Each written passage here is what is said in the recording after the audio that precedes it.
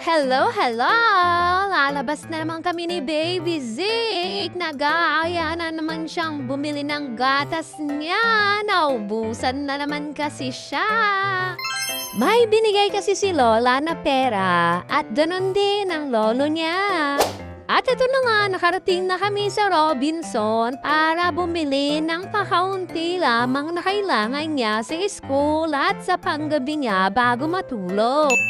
Pinapauna ko nga muna siya para alam ko kung saan siya pupunta at kung ano talaga ang mga gusto niyang bilhin sa perang ibinigay sa kanya. Pero lingon siya ng lingon kasi akala niya tatakasan ko na naman siya.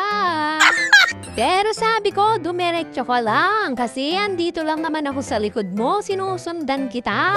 Kinaumagahan nga, lumabas na naman kami para mamili sa palengke.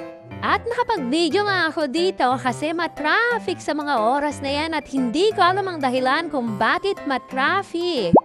At ayun na nga, hindi kami sa palengke pumunta, kundi pumunta na lang kami dito para magpagupit si Baby Ezekiel kasi mahaba na masyado ang buhok niya. Pero babawasan lang natin ng kaunti ang buhok niya kasi medyo maiksi pa lang naman ang buhok niya. Paunit-unit, buhok, buhok, buhok.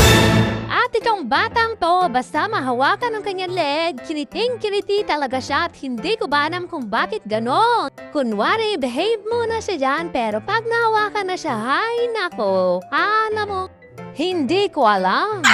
Diyan pa lang kinikilig na siya. Nandito kasi sa tabi ko si Baby Z kaya maingay ang maririnig ninyo ang paligid.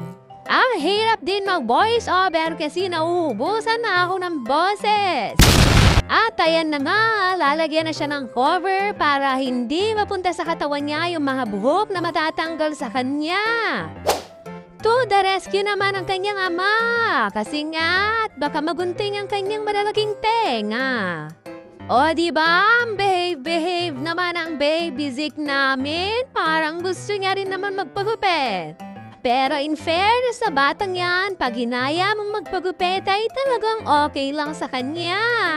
Pero may kondisyon yan. Dapat pagkatapos magpagupit ay pupunta yan sa may palaruan para maglaro.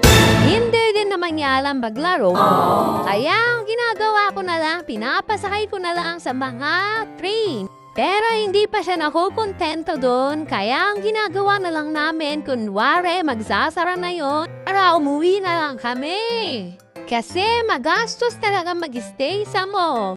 Kahit 5-5 lang yon, pag naipon, malaking halaga din yon. Tama po ba? At ayan na nga, inuumpisahan ng gupitan si Baby Zeke. Wow! Sa bagay, mas maganda yung ganyang gamit niya kesa naman yung gunting at mas delikado kasi malikot-likot si Baby Zeke dyan. Ako nga sana nga hawak sa kanya, kaya lang sabi ko i-video ko siya para may mapanood siya mamaya kung gaano siya kakulit. Pero kung ako lang masusunod, ayaw ko na sana siyang pagupitan kasi mas parang nagugustuhan ko yung medyo mahaba sa kanya.